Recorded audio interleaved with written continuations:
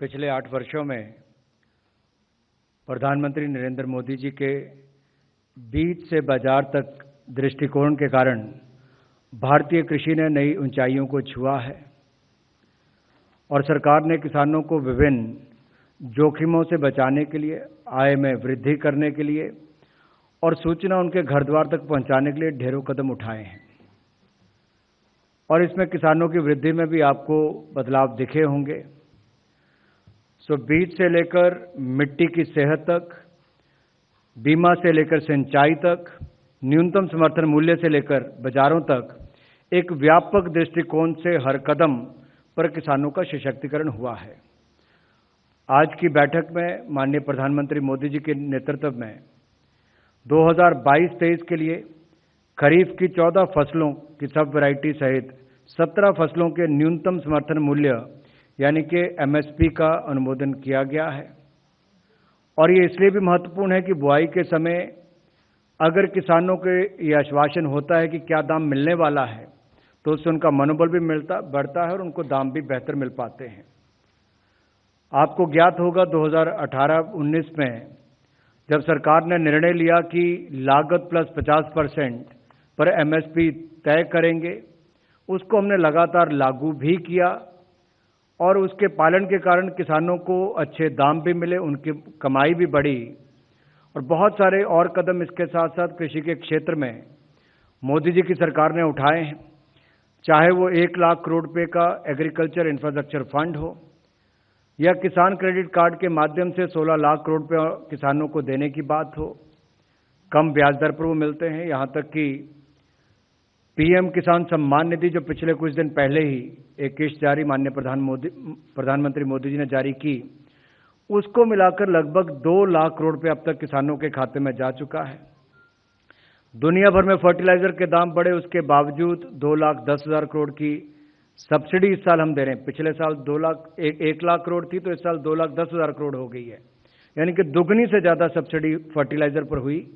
लेकिन किसानों पर हमने कोई बोझ नहीं पड़ने दिया है।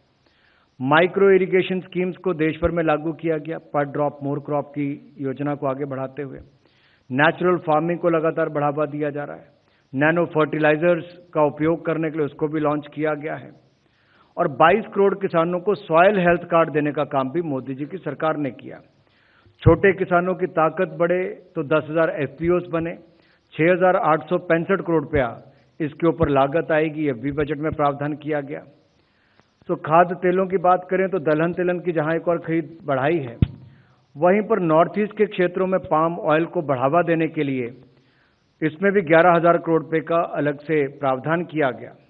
ये मैंने कुछ बिंदु आपके सामने बताए जो पिछले कुछ वर्षों में प्रधानमंत्री मोदी जी के नेतृत्व में इस सरकार ने किसान कल्याण के लिए और कृषि के क्षेत्र में उत्पादन को बढ़ाने के लिए कदम उठाए हैं।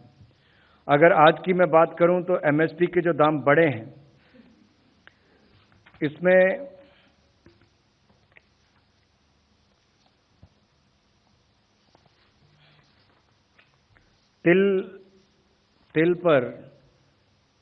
तिल की एमएसपी में 523 रुपए की वृद्धि इस साल होगी। मूंग पे 480 प्रति क्विंटल उसकी वृद्धि है। सूरजमुखी बीज पर 385 रुपए प्रति क्विंटल और रामतिल पर 357। तो कपास मध्यम रेशा पर 354 रुपए, सोयाबीन पर जो सोयाबीन पीला पर 350 रुपए की वृद्धि होगी और तूर पर 300 रुपए की वृद्धि है।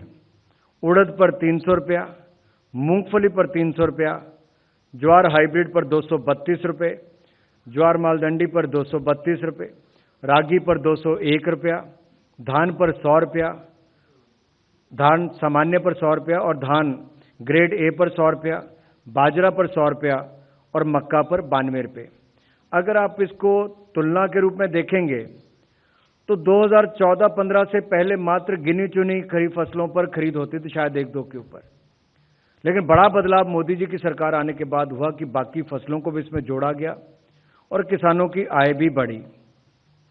हालांकि कृषि के बजट में भी जो बढ़ोतरी हुई वो आप सबके सामने है कि कैसे उसमें हजारों करोड़ रुपए की वृद्धि हुई। आज से कुछ साल पहले 2013-14 में जहां मात्र 21,000 करोड़ रुपया इसका बजट होता था, वो बढ़कर 1,26,000 करोड़ रुपया हुआ है। ये अपने आप में दिखाता है कि कितना बड़ा बदलाव इसमें हुआ है।